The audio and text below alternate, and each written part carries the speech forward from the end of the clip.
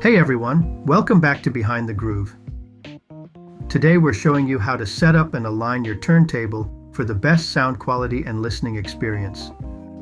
I just got this debut Carbon Evo from our friends at Pro-Ject Audio Systems, and it seems like a good time to do a pro tips turntable setup video.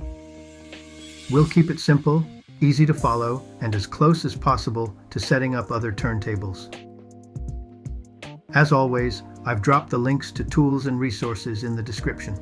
I appreciate your comments and questions, so keep them coming. And don't forget to like, subscribe, and hit the notify button to stay updated. Okay, let's get started then. First, we'll work on Tonearm Balance. This is essential to get your tracking force right. Tracking force is the amount of downward pressure of the tone arm and stylus onto the surface of a vinyl record.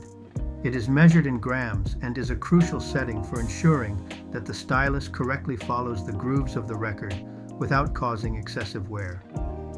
Carefully remove the stylus guard from the cartridge. Keep in mind that the stylus guard adds weight and must be excluded from the total tone arm weight when balancing. Locate the counterweight at the back of the tone arm. Turn clockwise so that it's positioned at the very end of the tone arm. Let go of the tone arm and slowly rotate the counterweight counterclockwise until it floats parallel to the platter. The tone arm should hover just above the platter, indicating it's balanced.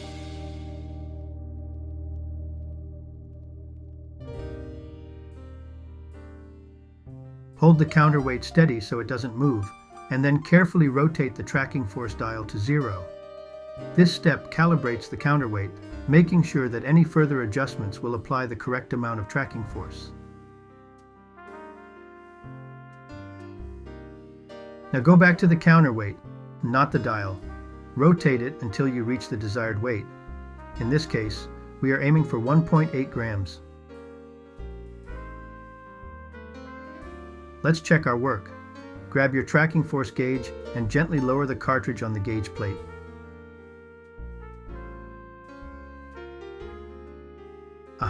There you go. Exactly 1.8 grams. If you're not sure what your cartridge specifications are, just Google it, and you should get the recommended tracking force for your cartridge. Older cartridges will of course require more research. Links to these resources are in the description. With the tone arm balanced and tracking force set, the next step is to align the cartridge properly. You'll need an alignment protractor for this step. This protractor is included in the box, but you can print and download one if you don't have it. Carefully move the tone arm so that the cartridge sits on the first alignment point on the protractor. Check visually if it aligns to the grid on the protractor. This cartridge came aligned from the factory, but we purposely skewed it to demonstrate this process in detail. Adjust the cartridge by loosening the mounting screws slightly and then gently shifting it until the stylus lines up perfectly with the grid.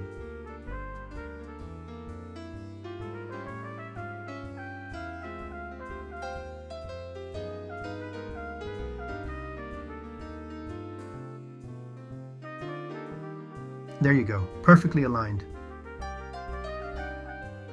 Once you've aligned the first point, move the tone arm to the second point on the protractor and repeat the process. The stylus should line up with both points without twisting or turning. Okay, with the cartridge aligned, the next step is to adjust the anti-skate. For this, you'll need a blank vinyl record. You can also use a laser disc, an acrylic slip mat, or a one-sided vinyl record. Links in the description. I'm using an old one-sided Charlie Parker album for this demonstration. A blank surface will help you see how the tone arm behaves on a record without any grooves. This will make it easier to fine-tune the anti-skate settings. This is what happens when your tone arm operates without anti-skate. You'll notice the tone arm tends to pull inward, drifting towards the center of the record. This uneven movement causes the stylus to apply more pressure on one side of the groove, which can lead to unbalanced sound and increased wear on both the stylus and your records.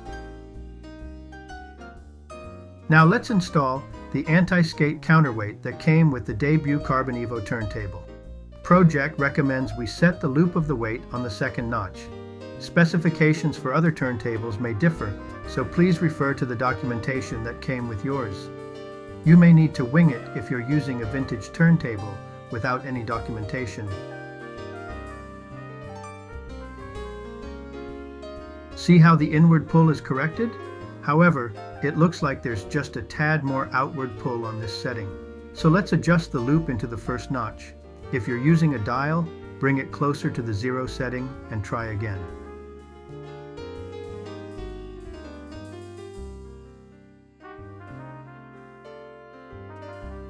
There you go. Perfect. See how the tone arm just sits there? That's what we're aiming for. And that's it. We've got the tone arm balanced, cartridge aligned, and anti-skate set just right. I hope you enjoyed the video as much as I enjoyed making it. Big thanks to our friends at Pro-Ject Audio Systems for the turntable and tools featured in this pro tip. As always, links to resources are in the description. Feel free to drop a message or comment with your questions, and I'll do my best to answer them. Thanks for watching, and see you next time as we play some of your favorite tunes on the debut Carbon Evo turntable.